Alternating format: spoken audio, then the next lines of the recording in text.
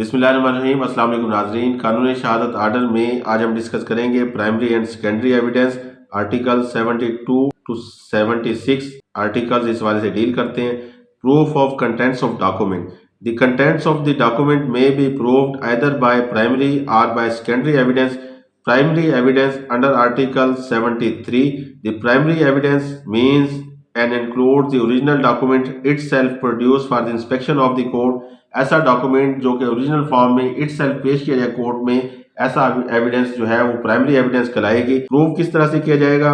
In primary evidence the private document must be proved by primary evidence. जो private documents होते हैं वो itself originally court में पेश करके बतौर प्राइमरी एविडेंस पेश किए जाते हैं ताकि कोर्ट उनको कंसीडर कर सके और उनको वेट दे सके।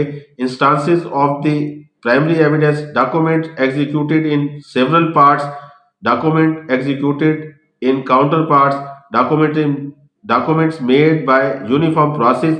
ये तमाम के तमाम डॉक्यूमेंट्स प्राइमरीली कोर्ट में पेश किए जाएंगे ताकि कोर्ट इनको कंसीडर कर सके और रिकॉर्ड का हिस्सा बना सके और इस एविडेंस को कंसीडर कर सके as a primary evidence. Secondary evidence is a report or an oral account of original document or a copy of document or a report of the original thing. It is given under certain circumstances. Public documents are generally proved by the production of the secondary evidence. Certified copies obtained from the custody of official capacity. Copies made by mechanical process. Photocopies वगैरह जिस तरह से होती हैं ये पेश की जा सकती हैं सेकेंडरी एविडेंस के तौर पर। Copy made from and compared with the original.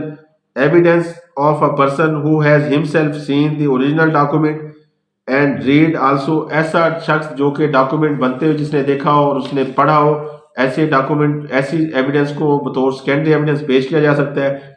When secondary evidence may be given evidence when original in possession of opposite party, जब ओरिजिनल अपोजिट पार्टी के कब्जे में हो। Or a person beyond the reach of the court, ऐसा शख्स जो कि court की हदूद से बाहर हो। A person failing to produce the same even after service of court notice. When original is lost and destroyed and such losing is not due to the negligence of the party.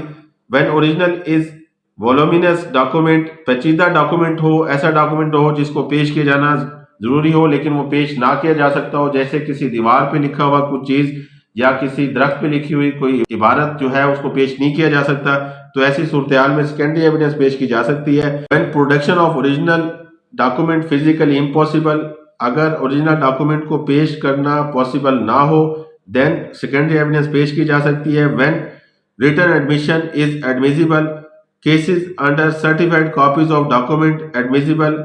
When original is a public document, ऐसे document जो कि court allow कर दे certified copies provide करके उसको साबित किया जा सकता है।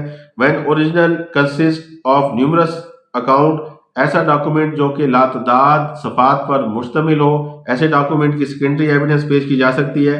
When original is a part of judicial record, जब ओरिजिनल डॉक्यूमेंट जुडिशियल रिकॉर्ड का हिस्सा हो तो then secondary evidence certified copy पेश की जा सकती है ऐसे डॉक्यूमेंट की। एप्लीकेबिलिटी की अगर बात करें, ये एप्लीकेबल कहाँ पर होगा?